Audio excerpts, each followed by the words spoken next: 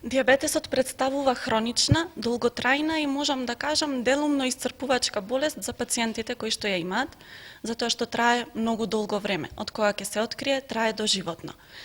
Причините за диабетесот се различни. Според тоа дали можеме да влијаеме врз тие причини или не можеме, поделени се во две групи. Едните се фактори врз кои што не можеме да влијаеме.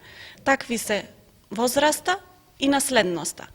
Возраст над 45 години се смета за ризик фактор за добивање на диабет.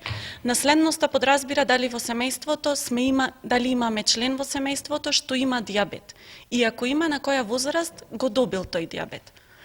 Во факторите врз кои што можеме да влијаеме, кои што можеме да ги модифицираме, спаѓаат телесната тежина, режимот на исхрана, активноста, физичката активност, и овие се многу битни фактори, затоа што ако влијаеме врз режимот на исхрана, ако го промениме, ако исфрлиме од исхраната масти, јагле, хидрати, ако имаме умерен внес на сол и на алкохол, ако го исфрлиме пушењето, а внесуваме обилни количини на зеленчук и овошје, тогаш болеста би го одложила своето настапување.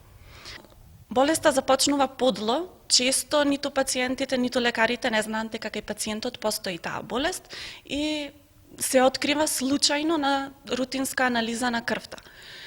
Болеста се открива, диагностицирањето се врши преку анализи на крвта, обично капиларна, односно крв од прст или пак венска крв, се испитува нивото на шеќер, па зависно од тоа колкаво ќе биде нивото на шеќер, лекарот ќе превземе соодветни активности.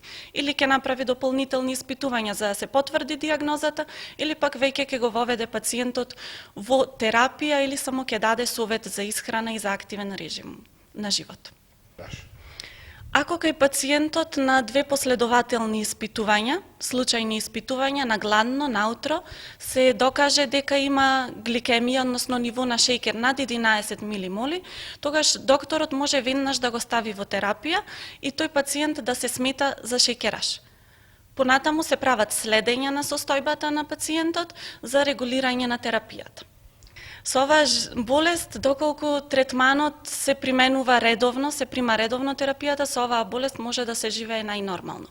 Може пациентите, луѓето со диабет, да имаат нормален, активен живот, како и секој останат човек. Битно е да се почитува терапијата, редовно земање на терапијата, во дози какви што ги препорачал докторот и применување на хигиено-диететски режим со правилен режим на исхрана и доволна физичка активност во текот на денот.